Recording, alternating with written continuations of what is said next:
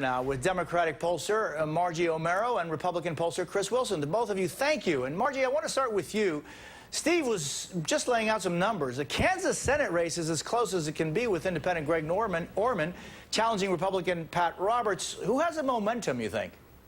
Well, I think when you see a Republican like Roberts focusing, as Steve noted, on such a processing message, on making sure we don't flip the Senate, I mean, that is such it really reinforces actually the negatives that Roberts has, that he's gone Washington, that he's part of the problem of Washington, that he's not part of Kansas anymore. He doesn't really get it. He doesn't really get voters. And I've talked to so many swing voters in focus groups and in battleground Senate states, not Kansas but elsewhere, and they're not thinking about their vote that way. They're not thinking about their vote in terms of process or what's going to happen in the Senate, but what does it mean for me? What is this candidate going to do for me? And do they really get my life? And even Roberts' own positive message reinforces the fact that he doesn't get voters' lives.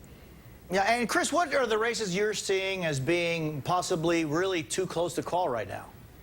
Well, I think these two races, Kansas and Kentucky, are complete exercise in contrast. You've got Kentucky, where Mitch McConnell has run a multi-year campaign.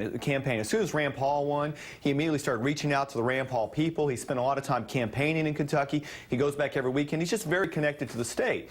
Conversely, and I agree with what Steve was saying, you've got Roberts, who is now in a tough race. It's really more because he was running against an independent, but hasn't really been as connected to the state, hasn't gone back as much. And so because of that, he has, I think, has focused on the wrong message and really was challenged in a primary that brought out some of those challenges that exist for him. Kansas should be a much safer race than Kentucky, and it's not because of the way in which he's run this overall campaign. I do think, though, the Kansas race, I think both Republicans win. Really, Kentucky, McConnell hasn't been, as Steve said, he's outside the margin of error. It hasn't been close since the first part of October, and he probably wins that going away. Kansas, I think, is one that becomes much closer, and it is all about, do Democrats kind of hold their nose and vote for an independent in that race? And if so, then Roberts probably wins. The one thing that Steve talked about, him bringing in national Republicans, is an important part of that.